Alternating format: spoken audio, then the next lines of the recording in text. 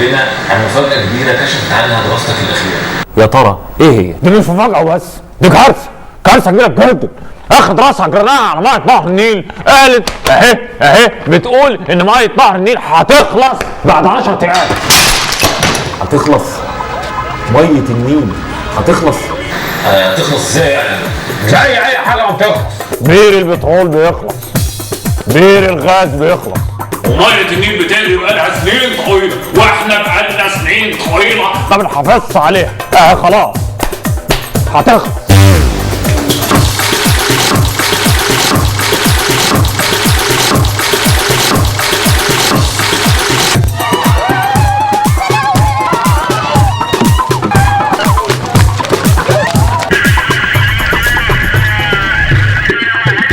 اقول لهم وزاره تنفيذ التعليمات.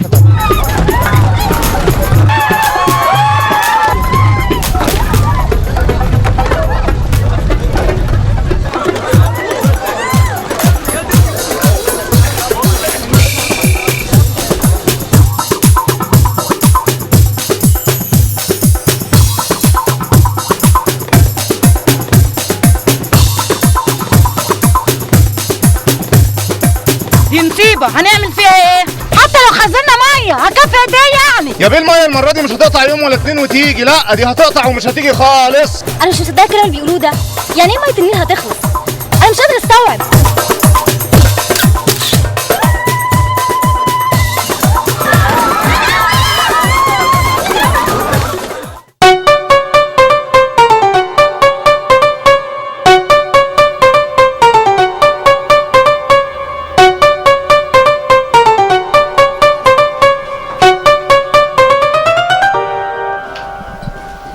طبعا احنا جايين النهارده طبعا بنطمئن طبعا على ابنائنا المصابين طبعا في حادث التدافع المؤسف طبعا اللي حصل قدام نهر النيل. طبعا الحمد لله طبعا معظمهم حالته مستقره وخرج فعلا كتير منهم، واللي ما خرجش طبعا ان شاء الله هيخرج في خلال يوم او اتنين بالكتير.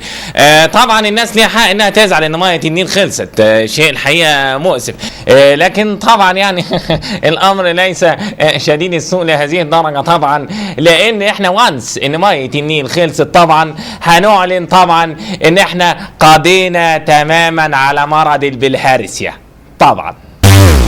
بقول لسيادتك احنا وقعنا واتخذنا في الرجلين. كنت عايز املى ازازه ميه من النيل قبل ما يخلص. طبعا اكيد انت بقى العريس اللي بيحكوا لي عليه طبعا. طمني وريني كده يا دكتور. انا عرفت خطيبتي على النيل يا دكتور. اول مره قلت لها بحبك على النيل طبعا. اول مره مسكت ايديها على النيل طبعا. اول مركب ركبناه وانا ما بعرفش اعوم في النيل يا دكتور طبعا. فرحنا كان كمان 3 اشهر. قدمت الفرح عشان اخد صورة الجواز في النيل. قدمت الفرح عشان تلحق ميه النيل طبعا.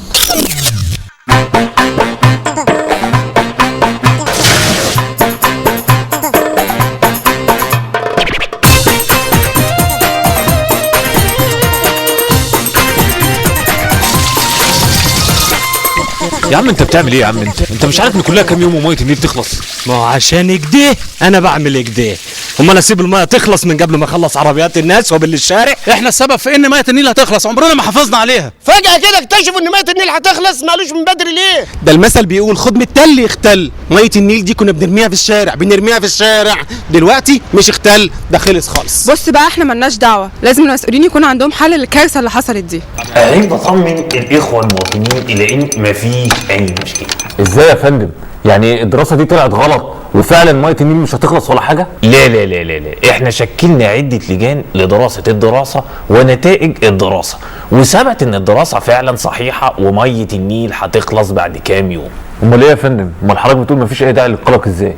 لان احنا دايما عاملين حساب لكل حاجة، احنا بس في المرحلة الاولى بنحاول نوفر احتياجات المستشفيات والمطافي وخلافه، في المراحل اللي جاية بعد كده هنوفر احتياجات جميع المواطنين، كل واحد هتوصل له كوباية المية لحد بيته.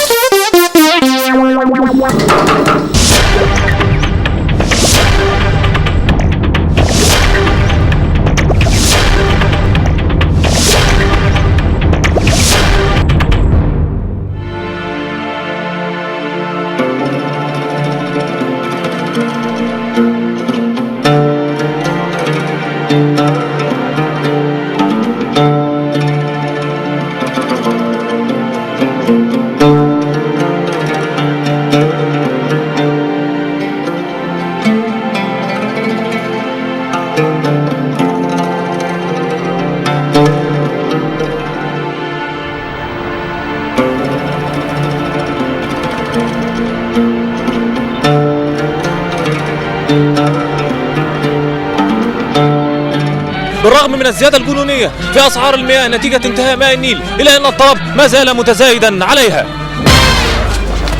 اصل كله للميه ما نقدرش نستغنى عنها. يا سيدي غاليه غاليه واحنا اصلا لاقيينها. انا دفعت كل اللي حيلتي علشان اشتري الازايز دي.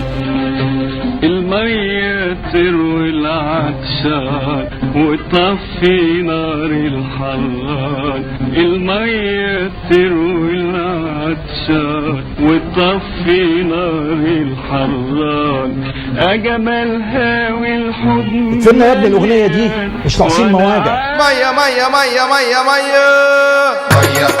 مية. اتصل دلوقتي على 0900 3 ممكن تكسب نص لتر مية معانا، ده غير جايزتنا الكبرى 100 لتر مية. يلا ما تفوتش الفرصة. مية مية مية مية مية مية.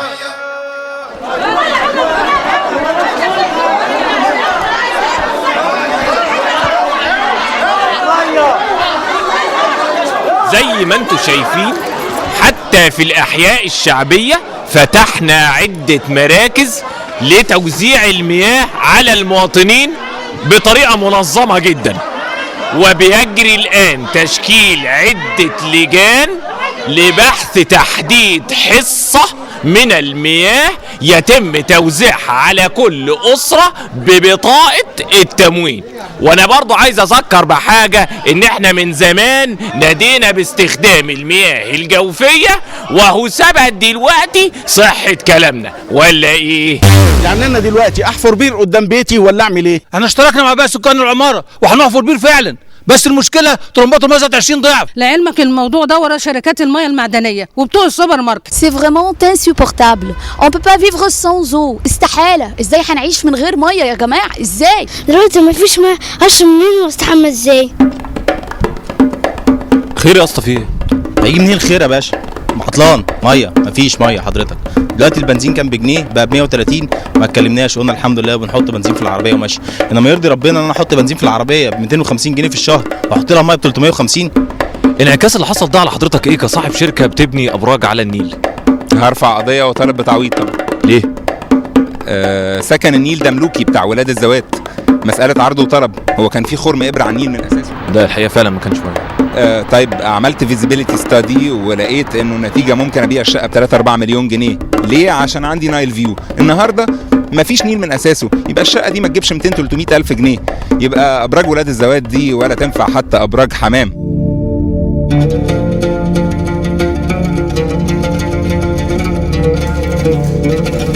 ايه الحزن ده؟ خير؟ هيجي منين الخير يا بيه؟ حال القهوه وقف، مفيش زباين، هنعمل ايه؟ بنقدم للزباين قصب. وفين المشاريب يعني؟ مشاريب؟ هجيب منين مشاريب انا؟ كوبايه الشاي بنبيعها ب 20 جنيه، مفيش ميه.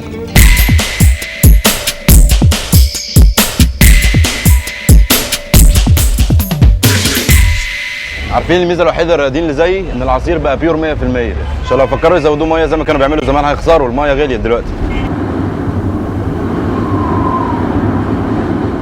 مين يصدق ان الطريق اللي احنا واقفين فيه دلوقتي ده كان مجرى نهر النيل العظيم. نهر النيل خلص، هنعمل ايه؟ هنقعد نبكي جنبه؟ لا، حولناه الى طريق دولي بيربط جميع محافظات مصر ببعضها. المرحله الاولى منه خلصت بنجاح، بقى عندنا دلوقتي طريق هيربط كل محافظات مصر من اول اسكندريه لغايه اسوان، وبالمره نبقى خلصنا برضه من حوادث سكه الحديد ومشاكلها. طب والمراكب دي هتعمل ايه؟ هنقلبها توك توك ولا تاكسي؟ ادي الاربع فرق كاوتش نركبهم وندهن ابيض في اسود ونستعمل الطريق الدولي بتاعهم بقى تاكس. وين النيل يا اخوي؟ من اول يقولون لي شب مايته يرجع له، جينا وما لقيناه. انا مش عاجبني الحال ده خالص. انا ماما بتملي الزمزميه عسل نحل بدل ميه، بتقول لي ده افيد وارخص، بس انا الصراحه عايز اشرب ميه. انا مشكلتي غير الناس دي كلها، حضرتك انا اسمي باسم ابو النيل، بعد الحكايه اللي احنا فيها دي مش عارف اسمي نفسي ايه.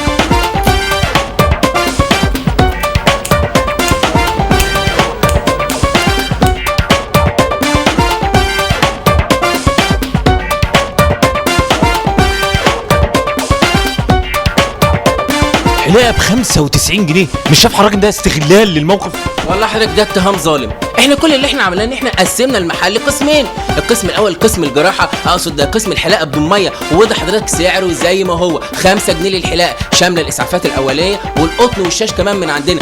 اما القسم الثاني بقى قسم الحلاقه بميه، فده بندفع فيه دم قلبنا عشان نوفر الميه للزبون، ورغم كده عملنا منه جزء اقتصادي عباره عن ايه؟ رذاذ الماء الخفيف من هذه البخاخه يا دوبك ريفرشمنت بسيط كده على راس الزبون، ده يكلفه 45 جنيه. اما بقى الزبون السبيشال اللي عايز بقى الميه تغمر راسه كده بيكلفنا الجيركن ده كامل علشان يستعيد معاه ذكريات الايام الخوالي، وده يكلفه 95 جنيه. الف سلامه دخناه. لا يا سيدي حلقت من غير ميه، الحلاقه بميه ب 95 جنيه، ب 95 جنيه. مشكله الحلاقه دي احنا اتغلبنا عليها، كل واحد بطريقته. يعني الناس طول عمرها بتشتكي من ان ميه النيل ملوثه ومش نظيفه، دلوقتي زعلانين لما ميه النيل خلصت. مفيش اي مشكله، احب اطمن المواطنين ان احنا شغالين في اكتر من مشروع هنوصل المياه للمنازل ووتر ديليفري كويس، وبرضه عندنا مشروع تاني هيوفر الاف الفرص لابنائنا الخريجين، هو ان احنا هنرجع وظيفه السقه مره تانيه.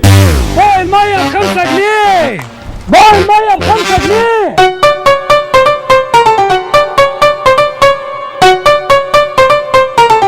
ما زال الجميع يبحث عن حل لمشكلة انتهاء مياه النيل. ترى هل يكون الحل هو الدراي كلين؟ زمان كنا بنودي بدله فستان لدراي كلين، دلوقتي بنودي هدومنا كلها. حضرتك بالاسعار دي هننضف هدومنا ازاي؟ احسن حاجه في اللي حصل ده ان انا مش هغسل تاني ابدا، كله دراي كلين.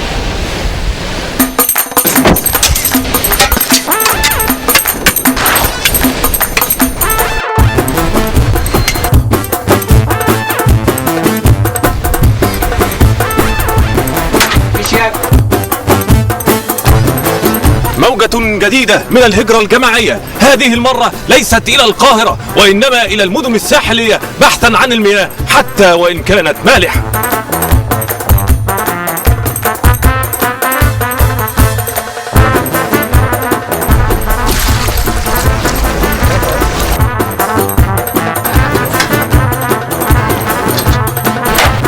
بص يا اخويا، انا جيت هنا اغسل هدوم العيال وهدوم ابوهم، اعمل ايه؟ اجيب ميه منين؟ ماما بتقول ان هي غسلت الهدوم، بس انا حاسس ان هي ريحتها مملحه، حتى شم. انت بتعمل ايه؟ ايه يا عم؟ بحلي ميه البحر. انت ما سمعتش عن تحليه ميه البحر قبل كده ولا ايه؟ انتوا بتعملوا ايه يا شباب؟ بنخزن ميه البحر، مين عارف يمكن تخلص هي كمان.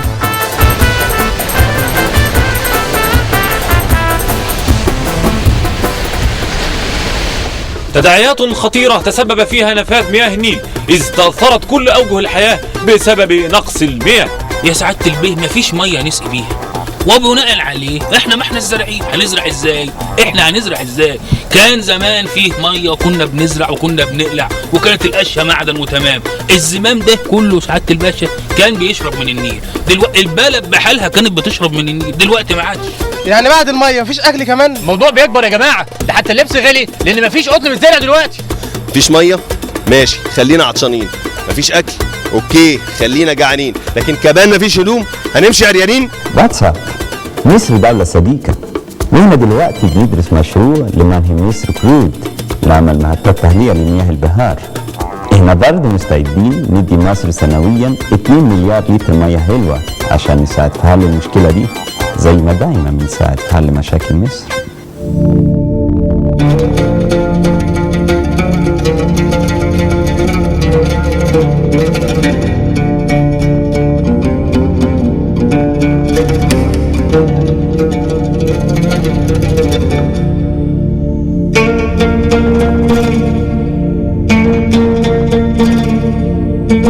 خير يا رجاله قاعدين ليه كده؟ ما عادش فيه بنا يا بيه، هو فيه ميه هنخلط المونه بيه بزيت ذره؟ لا خلاص سبت المقاولات، غيرنا النشاط وكله تمام. اخر كام متر مكعب ميه نيل هيتعاملوا معامله الانتيكه، بيوريفاينج، باكجينج، واخر شويه ميه نيل هيتباعوا بارقام فلكيه. لو بدينا يا حبيبي نبتدي منين الخريطه دي؟ الخريطه ملخبطه وعايزه لها تظبيطه. شرق غرب شمال جنوب، نهر النيل كوبري ايوب. يا ولاد انا عايزكم تعذروني، انا بصراحه مش عارف النهارده انا جاي اقول ايه. وبصراحة كده الوزارة معذورة، لأن اللي حصل ده حصل فجأة وكلنا اتفاجئنا بيه. بس احنا على قد ما نعرف هنحاول يا ولاد نجتهد ونشرح لكم النهاردة خريطة مصر. طبعا يا ولاد كلنا عارفين ان مصر من دول حوض النيل، لكن بعد اللي حصل ده احنا بقى عندنا الحوض بس مفيش نيل، واصبحت دي صحراء دمياط ودي صحراء رشيد. اما ده بقى فلسه ما نعرفلوش اسم، بس مبدئيا هنسميه الحوض. يبقى ده اسمه ايه يا ولاد؟ الحوض. ودي ايه يا ولاد؟ صحراء دمياط. ودي ايه يا ولاد؟ صحراء رشيد. بارك الله فيكم، سلام عليكم. يا استاذي المشكله مش الميه والاكل واللبس والبنى وبس. امال فاضل ايه تاني بس؟ محطه كهرباء السد العالي هتقف لان مفيش ميه تشغلها،